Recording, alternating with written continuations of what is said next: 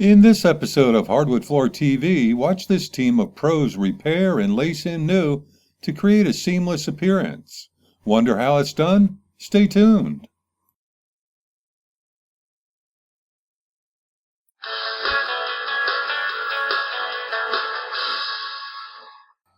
A little history with this job shows at one time two smaller upstairs bedrooms were turned into one by removing a wall.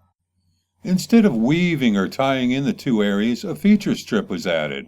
Considering the two areas or rows are off by about 3/8 of an inch from one older room to another, it was decided the only way to make this work was remove all the hardwood on one side and weave in new to make it a seamless appearance. No doubt the feature strip area probably squeaked constantly as they were weakly nailed. Two of the guys continued the removal process that all told took less than an hour to remove, sweep, and haul away. The actual lace-in procedure starts with planning and selection of what boards need to be removed and ones that need to be cut back. Here the installer scribbles which boards get removed and which ones need to be cut. Using a square, the installer scores a line with a utility knife, creating a starting point for the multifunction tool blade to rest in. This method prevents the blade from wobbling or jumping out of the scored area, creating a perfect 90-degree cut. Next, the areas that will be removed are cut back with a circular saw shown with the arrows. This releases some tension on the boards, making them easier to remove.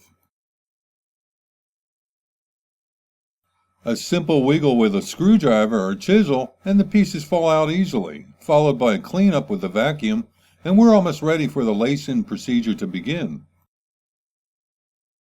Starting the job needs good planning, preparation, and a keen eye on following the direction of the existing room. Here the installers use a chalk line and use one row of the existing as a guide.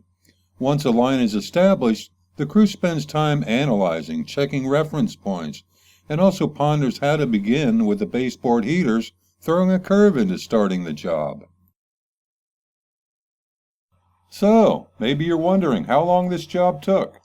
Considering the floor was sanded and finished after this work was completed, the project took 1.5 days that included staining a chestnut color and finishing with a water-based system. If you recall earlier, both rooms were off by about 3/8 of an inch in the way they were originally installed.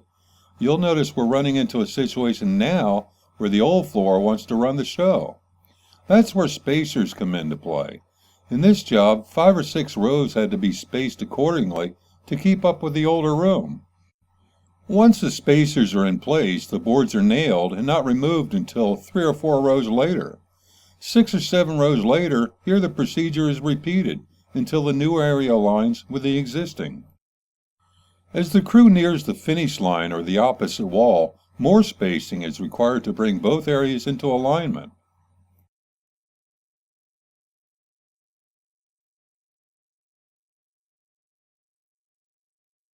See more high-quality information and video at hardwoodinstaller.com, the home of Hardwood Floor TV.